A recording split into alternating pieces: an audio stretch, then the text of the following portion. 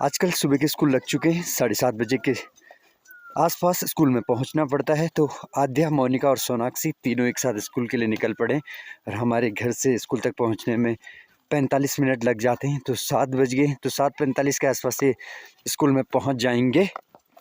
तो हम जैसे लोग ही हैं जिन्होंने आज भी इन सरकारी स्कूलों के अस्तित्व को बचा के रखा है, वरना जितने भी सरकारी कर्मचारी हैं उनमें से अधिकांश लोगों के बच्चे प्राइवेट यानी निजी स्कूलों में शिक्षा ग्रहण करते हैं। तो कुल मिलाकर के सरकारी स्कूलों को आबाद करने में हम मिडिल क्लास लोगों का बहुत बड़ा योगदान है, मज़दूर का, किसान का और गरीब लोगों का। और हमारे जो उत्तराखंड के बच्चे हैं वो बहुत पहाड़ जैसे मजबूत होते हैं। देखिए, लगभग 1.5 किलोमीटर इन्होंने सुबह का सफ़र तय करना है, वो भी पैदल मार्ग से, और 1.5 किलोमीटर जब स्कूल से वापस आएंगे।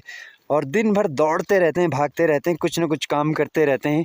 तो कुल मिलाकर के हमारी जो डेली लाइफ है वो इतनी ताकतवर, इतनी स्ट्रांग हो जाती है कि फिर हम पहाड़ों से भी टकराने का मादा रखते हैं।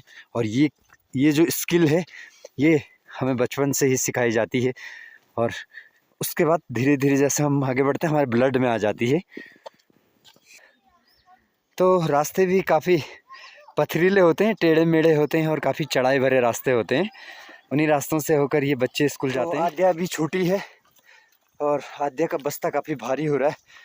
तो आज आद्या का बस्ता लेकर आधे रास्ते तक आद्या को छोड़ने मैं जा रहा हूँ। पहले जब आद्या थनगिरा वाले स्कूल में पढ़ती थी तो वहाँ स्कूल तक सड़क थी। तो कई बार जब मैं घर आता था तो मैं मोनिका को स्कूटर से छोड़ दिया करता था। पर यहाँ अब जब कुराड़ चली गई है तो वहाँ वाहन जाने का रास्ता नहीं है, इसीलिए इसी पैदल रास्ते से इनको जाना पड़ता है स्कूल, इसलिए काफ़ी थक जाती है। तो सुबह के वक्त जो हमारे खेत खलियान हैं उनकी हरियाली देखते ही एक अजीब सा अनुभव हो रहा है, बहुत खुशी महसूस हो रही है। और इन दिनों हमारे खेतों में जो गेहूँ बोए हुए हैं, गेहूँ की फसल की जो बालियां हैं आप देख सकते हैं कितनी सुंदर बालियां हो रखी है। लेकिन पहाड़ों में अभी उतनी ज़्यादा गर्मी नहीं है तो गेहूं की फसल तैयार नहीं हुई है।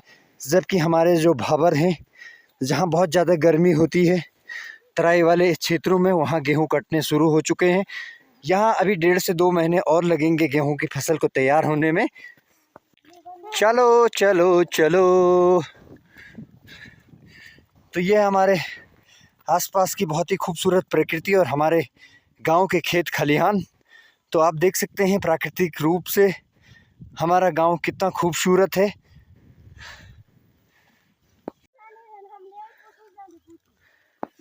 तो इन खूबसूरत खेतों के सामने जो ये खूबसूरत गांव दिखाई दे रहा है, यही हमारी ग्राम पंचायत कुराड़ है, जो कि उत्तराखंड के चमोली जिले के थराली ब्लॉक के खूबसूरत पहाड़ों में स्थित है। और हमारा गांव हर प्रकार से संपन्न है और यहाँ की सुंदरता देखते ही बनती है। जो भी एक बार हमारे गांव में आता है हमारे गांव की प्रशंसा करके जाता है और दोबारा ज़रूर लौट के आएगा, इस बात का भी प्रॉमिस करके जाता है।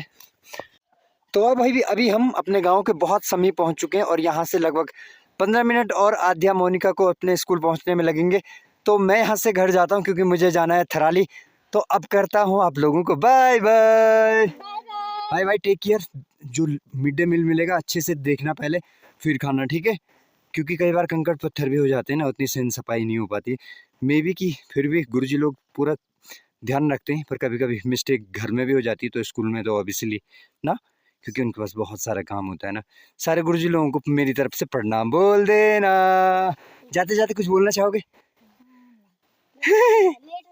Bye bye bye bye bye, take care my sweet heart. तो मोनिका और आद्या तो निकल चुके हैं स्कूल के लिए, लेकिन मैं आप लोगों को बता दूं कि पिछले 2 दिनों से उत्तराखंड में बरसात ने जो तबाही मचाई है, उसके बाद अधिकांश फसलें जो हैं वो ज़मीन पर ढह गई हैं। मैं दिखाता हूं आपको आगे का दृश्य। जबकि इस बार हमारे जो खेत हैं उन खेतों में काफ़ी अच्छी फसलें हुई थी, लेकिन बरसात ने जाते जाते पूरा गड़बड़ कर दिया। ये देखिए किस प्रकार से ज़मीन में लेट सी गई है फसलें।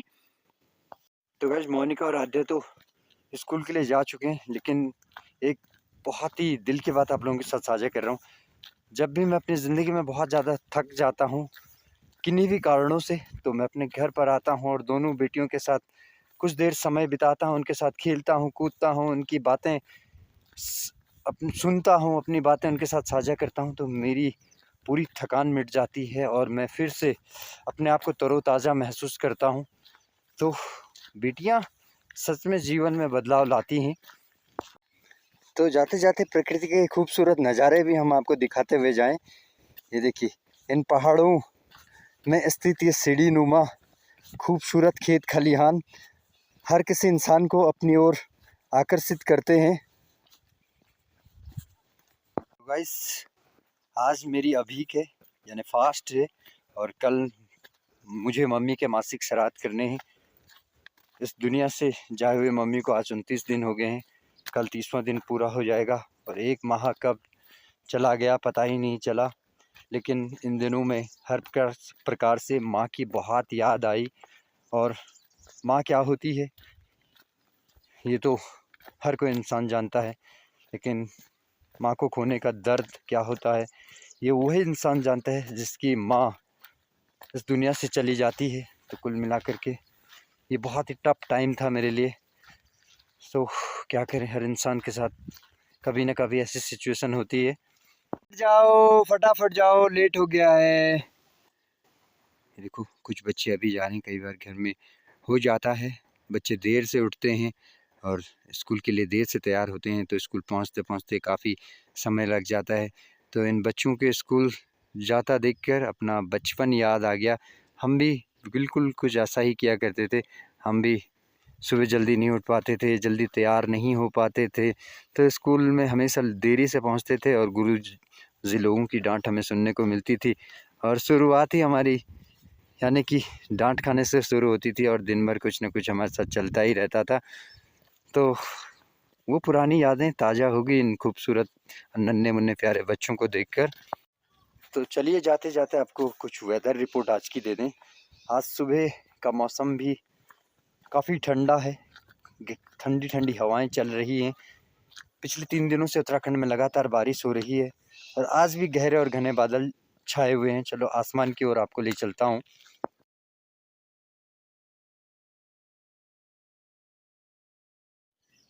तो ये देखिए कुछ इस प्रकार का दृश्य है।